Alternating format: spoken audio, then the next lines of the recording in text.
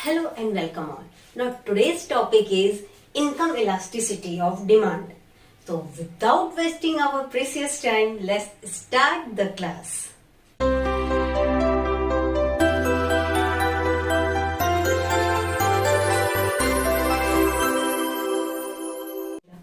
The responsiveness of change in demand to change in income is known as income elasticity. अगर इसका formula बनेगा तो हमारा formula बनता है percentage of change in demand divided by percentage of change in income. अगर इसका mathematically sign में हम लिखें तो हमारा फॉर्मूला बनेगा जिसमें कि हमारा है Q क्या है, इनिशियल क्वांटिटी डिमांडेड, I क्या है, हमारी इनिशियल इनकम है, डेल्टा Q क्या है, change in quantity demanded, delta I क्या है, चेंज इन इनकम। ठीक है, अगर इसको साथ साथ नहीं लिख रहे थे तो इसका एक स्क्रीनशॉट फटाफट ले लो, क्योंकि अब हम लोग देखेंगे कि डिग्री ऑफ इनकम इलास्टिसिटी क्या होगी।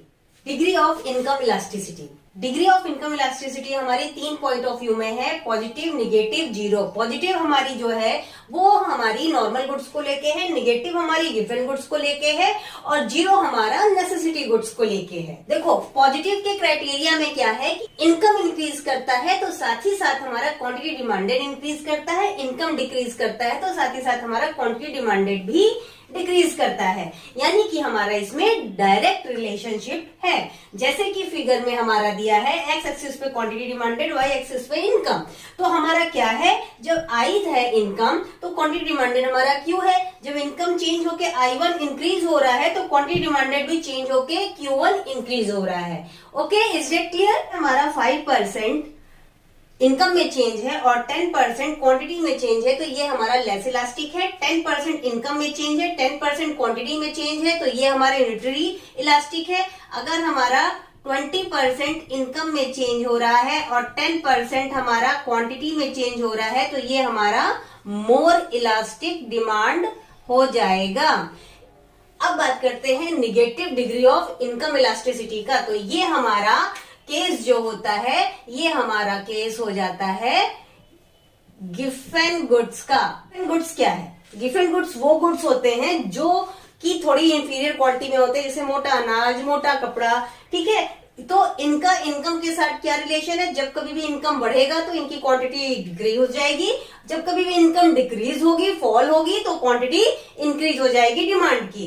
तो इसमें हमारा डायरेक्ट रिलेशन है। जैसे कि हमारा इनकम आई था तो क्वांटिटी डिमांडेड क्यू था, लेकिन जब हमारी इनकम इंक्रीज हो गई तो हमारी क्वांटिटी डिमांडेड डिक्रीज हो गई। यहाँ फिगर में देखो, आई से I1 हुआ, इंक्रीज हुआ, क्वांटिटी डिमांडेड क्यू से Q1 हुआ, डिक्रीज हो गया।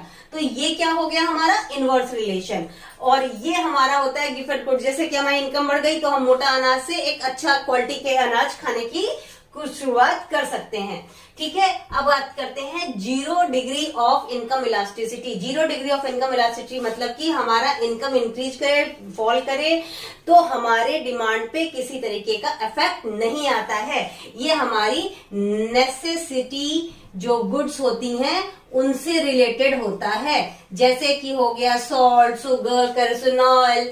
और अगर आप मेडिसिन की बात करें जो कि आपके लाइफ सपोर्ट का काम करती हो, जैसे कि आपका इंसुलिन हो गया, है ना, जिसको हम अवॉइड नहीं कर सकते हैं। तो ऐसी सारी जो गुड्स के डिमांड होते हैं उनका इनकम के इंक्रीज और डिक्रीज होने पे इफेक्ट नहीं आता है। तो तुम लोगों ने इसका स्क्रीनशॉट नहीं लिया है तो फटाफट इसका एक स्क्रीनशॉट ले लो।